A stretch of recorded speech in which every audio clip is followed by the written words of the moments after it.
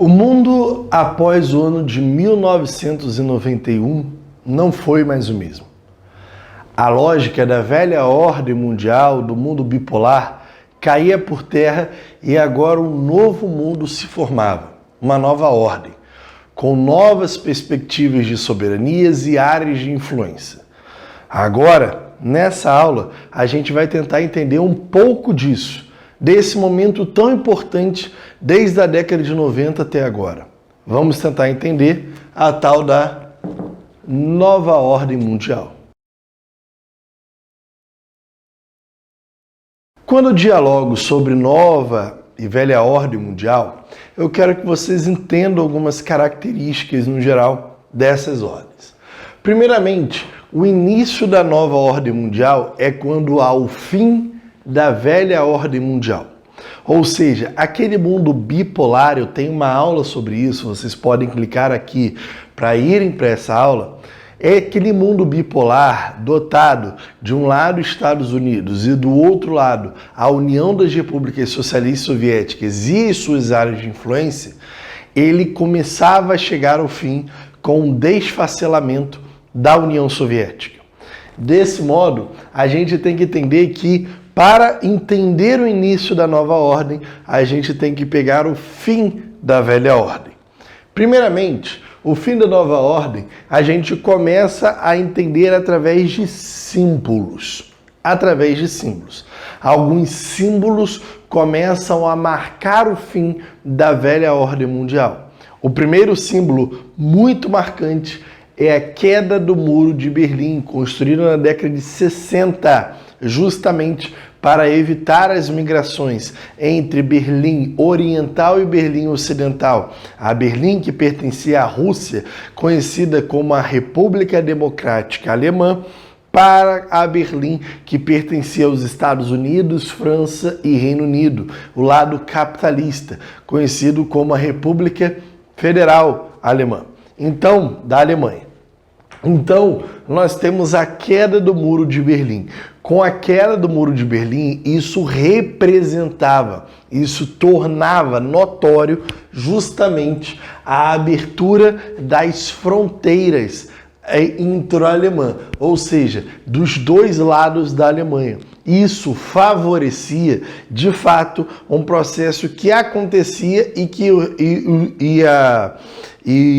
e foi travado justamente pelas repúblicas soviéticas, que foi as migrações entre os dois lados, a relação comercial entre os dois lados. A partir do momento em que há a queda do Muro de Berlim, há uma volta dessa relação comercial justamente a fim econômico, justamente no território brasileiro. E a gente vai ter uma reunificação total alemã apenas um ano depois. Então, primeiramente, a queda do Muro de Berlim. Então agora a Alemanha se tornou toda a mesma coisa? Não. Apenas um ano depois que ela vai voltar a ser apenas a Alemanha, não mais dividida em dois lados, a RDA e a RFA. Não. Agora ela se junta após um ano, justamente nos anos de 1990. E a incorporação do lado soviético, que era o lado da RDA, com o lado capitalista, o lado dos Estados Unidos, chamado de RFA. Então, a primeira marca a gente vai justamente identificar pela queda do Muro de Berlim. Então a gente já pode entender que no final dos anos de 1989 já começava a entrar em queda as uniões soviéticas, a União das Repúblicas Socialistas Soviéticas, e com isso nós teríamos justamente o fim da velha ordem, a fim do mundo bipolar.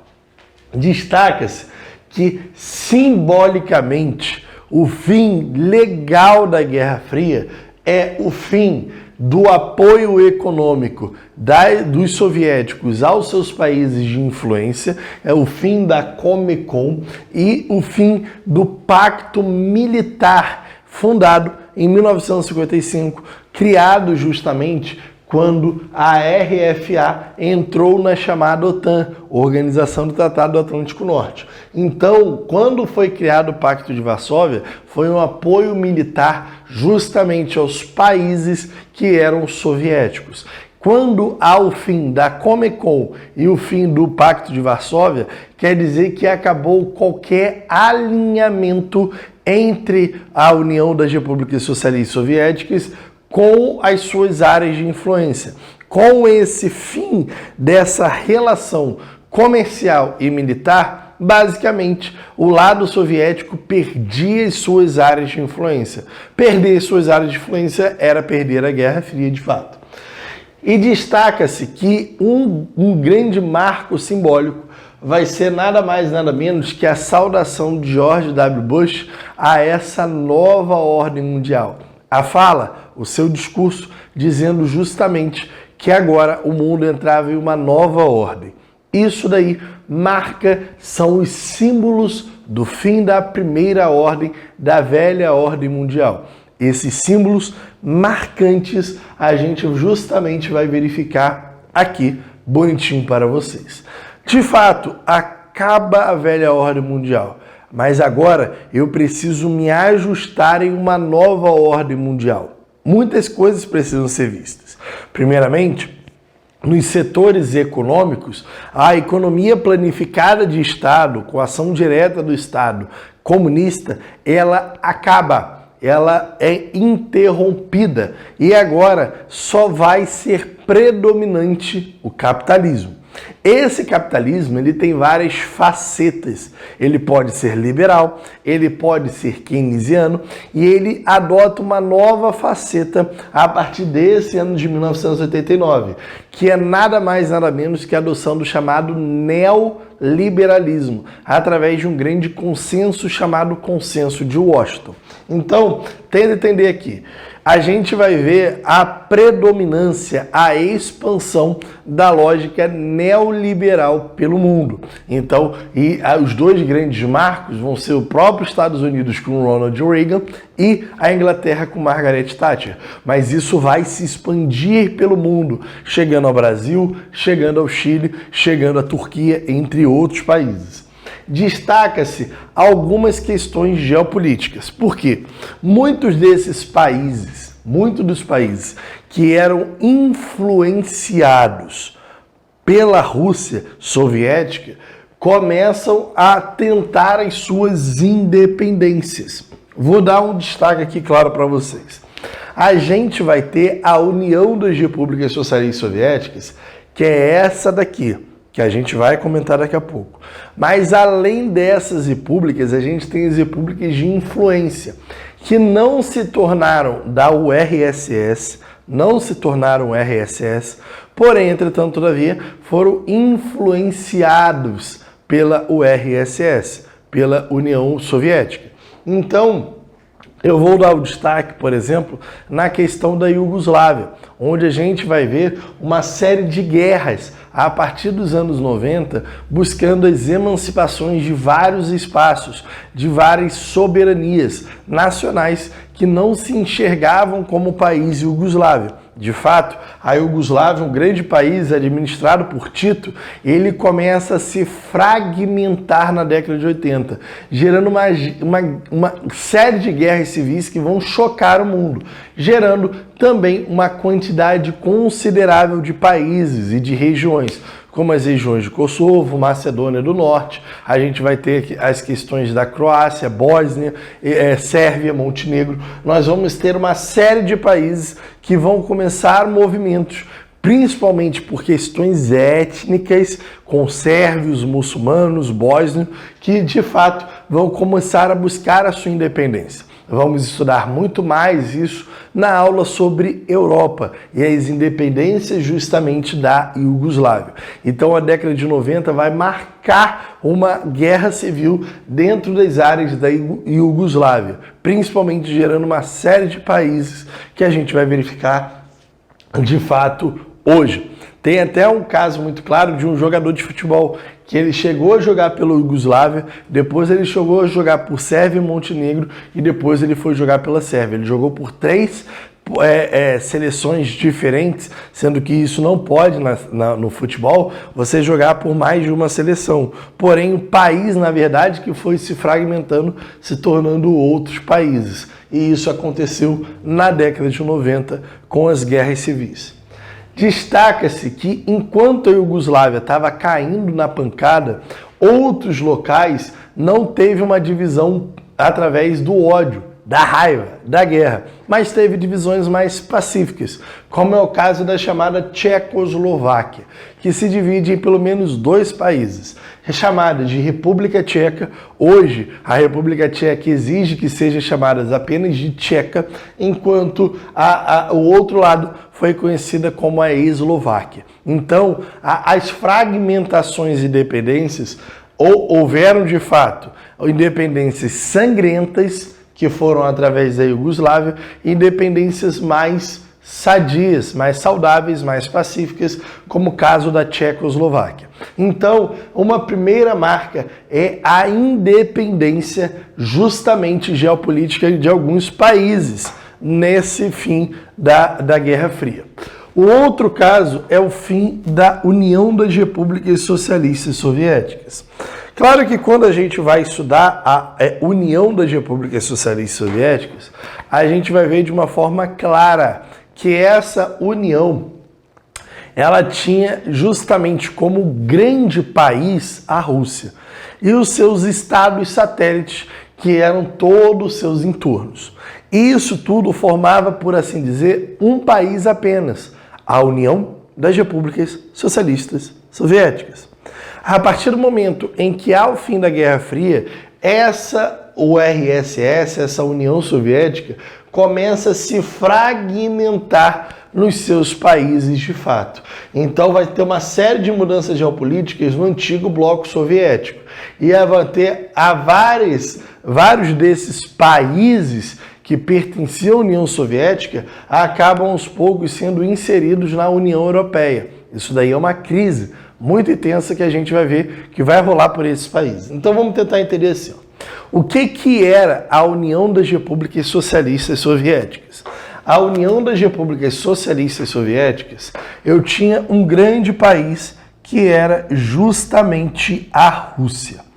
Então, a Rússia, eu tenho esse grande paizão aqui, boladão, grandão, que é a Rússia. Essa região, essa União das Repúblicas Socialistas Soviéticas, eram divididas em algumas regiões. Vamos tentar entender aqui. A primeira região é a dos países chamados países bálticos, que pertenciam à União Soviética e que depois do fim da União Soviética se tornam países.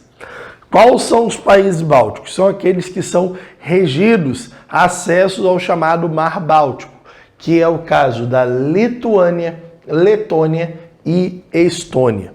Então nós temos Lituânia, Letônia e Estônia como chamados países bálticos. Também terei um pouco abaixo dos países bálticos as áreas do leste europeu, onde vão estar próximos do Mar Cáspio e Mar Negro, tá? Vamos lá. Eu vou ter a Moldávia, mais para lá o possível, a Ucrânia e Belarus, que também vai ser compreendido hoje como Bielorrússia, tá? Então, lá atrás era chamado de Belarus, porém, entretanto, todavia, é chamado hoje de Bielorrússia. Vou ter a parte aqui, ó, que vai pegar as áreas da Geórgia, Armênia e Azerbaijão. Tenta entender o seguinte aqui. Para começar a entender o processo russo, todas essas áreas daqui para cá, até Armênia e Geórgia, eram de maiorias cristãs, tá? Cristãs de fato, cristãs ortodoxos. Do Azerbaijão para a Ásia Central, eu tenho maioria muçulmana. Então, eu também tenho a parte do Azerbaijão. Para cá, eu tenho o grande país chamado de Cazaquistão, fazendo fronteira na Ásia Central, sul da Rússia. Depois, eu vou ter, logo aqui do lado, o chamado Turcomenistão, Uzbequistão, Quirguistão e o Tajiquistão. Então, os chamados estão ficam na chamada Ásia Central, que é o sul da Rússia. Então começa pelo Cazaquistão, casado à Rússia, depois eu tenho o Turcomenistão um pouco mais embaixo, e depois eu vou ter o Uzbequistão. Desse ladinho aqui, Quirguistão e Tajiquistão. Suave? Então, se eu fizer a contagem, eu tenho 1, 2, 3, 4, 5, 6, 7, 8, 9, 10, 11, 12, 13, 14, 15. Certinho. São 15 países que pertenciam à União Soviética. Quando a União Soviética se acaba, eu gero 15 países. Os lados do Mar Báltico, do leste europeu, de parte da Ásia Central. Esses 15 países, mais tarde, vão gerar justamente a comunidade dos Estados Independentes, não eles todos. Por exemplo, os estados bálticos, eles são os casos claros que preferem não ter tanta ligação com a Rússia. E eles entram, de fato, na União Europeia. Ou seja, eles descartam a lógica de permanecer na Rússia, mesmo sendo a antiga República Socialista Soviética. Ou seja, mostra que também a Rússia conseguiu alguns inimigos ou poucas influências em algumas áreas, como o caso do Mar Báltico. Suave? O caso da Geórgia também, eles acabam saindo da comunidade dos Estados Independentes. Então, nós vamos ter, hoje, na verdade, são de 15 países, 3 já começam a se retirar. Então, restam apenas 12. E a Geórgia também se retira, então restam apenas 11 dos países das comunidades independentes que eram a antiga União das Repúblicas Socialistas Soviéticas. Então, as nações que eram influenciadas pela Rússia, pela União Soviética, eu tive a Iugoslávia e a Tchecoslováquia que começam a passar por suas fragmentações e independências. Já os países da União Soviética geram-se pelo menos 15 países e uma parte desses países não se enxerga como de fato quintal da Rússia e já enxergam-se como parte da União Europeia e adotam a União Europeia de fato como uma principal fonte de coerência política e geopolítica de fato dentro da Europa. Então, primeiramente, eu mostrei que com o fim da velha ordem mundial, eu tenho uma série de separações de independências e também de fragmentação política com o fim da União Soviética. Mas, à medida que a União Soviética cai, eu passo a ter uma liderança de outro lado que passa a ser geopolítica dos Estados Unidos. Para e pensa. Se eu tinha um mundo bipolar e um mundo bipolar desse acaba, um lado desse acaba, o outro é o que vai sobreviver e vai comandar. Logo, eu terei justamente a liderança geopolítica dos Estados Unidos e principalmente uma hegemonia militar. Quero dar um destaque, por exemplo, a um dado muito intenso, que é que 53% do investimento militar estão só com esses dois aqui, ó. 53% do investimento militar do mundo estão apenas com esses dois aqui, entende? Então, isso marca, de fato, de uma forma clara, a presença dessa forte hegemonia militar. Primeiramente, eu terei uma adoção de diversos países que eram da União das Repúblicas Socialistas Soviéticas ou influenciados pela União Socialista Soviética, justamente na chamada OTAN, que era o contraponto do chamado Pacto de Varsóvia, ou seja, países que eram alinhados ao Pacto de Varsóvia, que recebiam apoios militares do Pacto de Varsóvia, passam a adquirir e adotar a OTAN, ou seja, como uma espécie de uma traição não seria o termo correto, mas teoricamente uma mudança de lado de visão geopolítica que a gente acaba verificando. Como é o caso da Polônia, República Tcheca, Hungria, Eslováquia, Bulgária, Romênia, Eslovênia, Estônia, Letônia, Lituânia, Croácia e Albânia. Lembrando que Estônia, Letônia e Lituânia pertenciam de fato à União Soviética, pertenciam de fato a todos os limites da União Soviética. Então eu tenho uma série de países que passam a adotar a OTAN que eram alinhados à lógica socialista comunista. Destaca-se que alguns desses países, além de entrarem na OTAN, recebem investimentos diretos da Alemanha por causa de proximidade espacial, como é o caso da Polônia, República Tcheca, Eslováquia, Hungria e Eslovênia.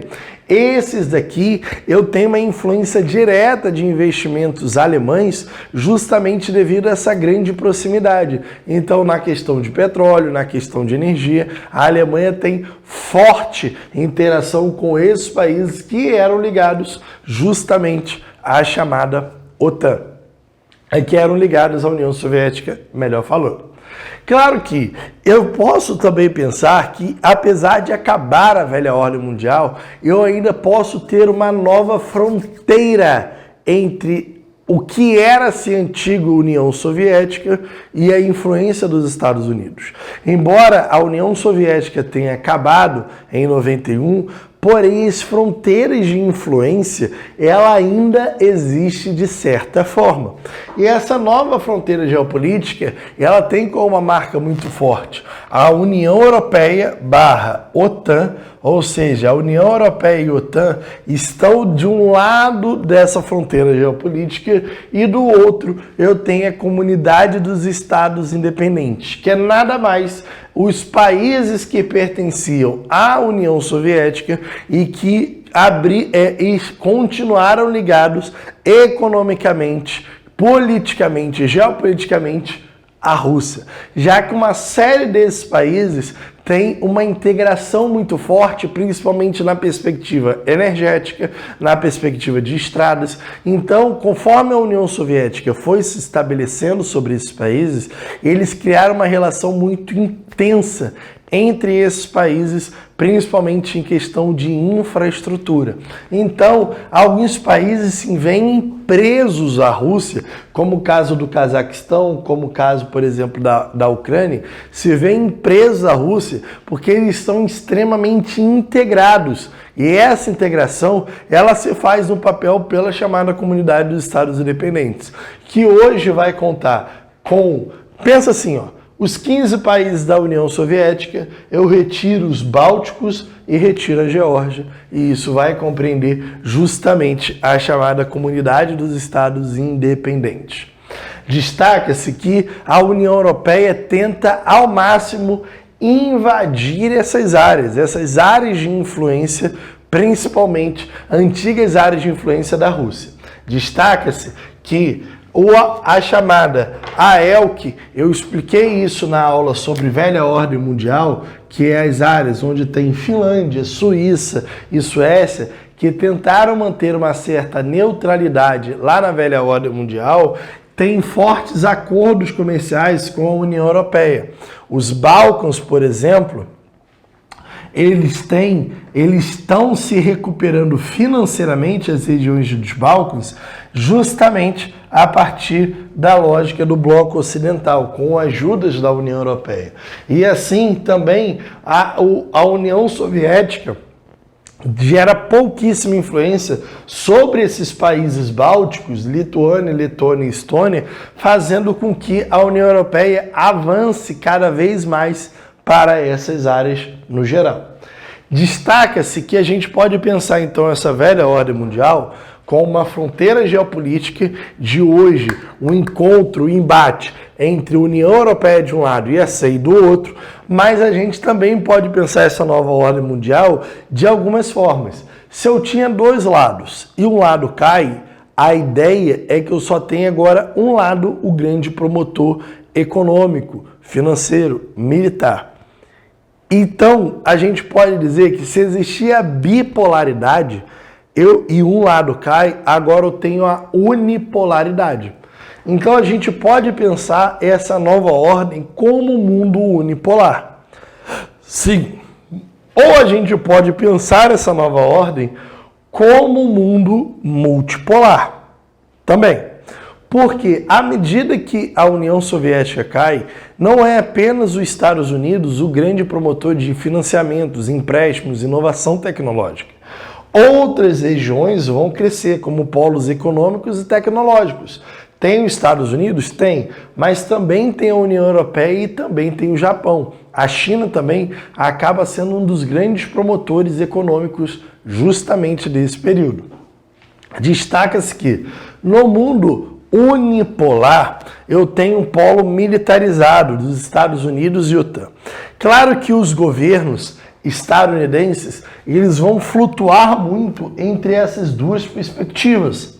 Por exemplo, a doutrina Bush, ela tentou dar uma ênfase aos Estados Unidos unipolar. Então ele aumenta investimentos, principalmente na perspectiva militares, para mostrar de fato a sua hegemonia, chegando a gerar um aumento militar de gastos de 2000 a 2010 de 83%, mostrando poderio militar como se de fato apenas os Estados Unidos fosse o único polo de influência mundial.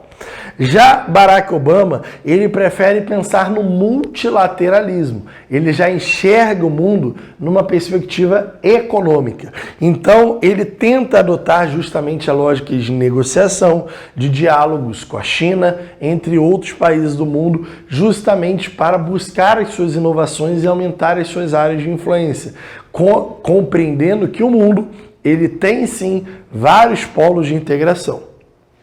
Trump, por exemplo, ele volta a adotar a ideia do unilateralismo, a ideia do mundo unipolar. Mas só que com essa adoção fica cada vez mais evidente que o mundo não é unipolar. Por quê? Aos poucos, cada vez mais, os Estados Unidos começam a enfraquecer seus mercados tecnológicos.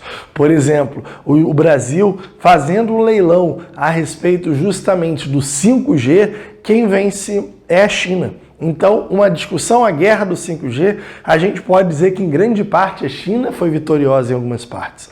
Então, isso mostra o enfraquecimento dos Estados Unidos com o aumento da sua dívida externa cada vez mais galopante e a defasagem tecnológica que começa a surgir em frente a países orientais.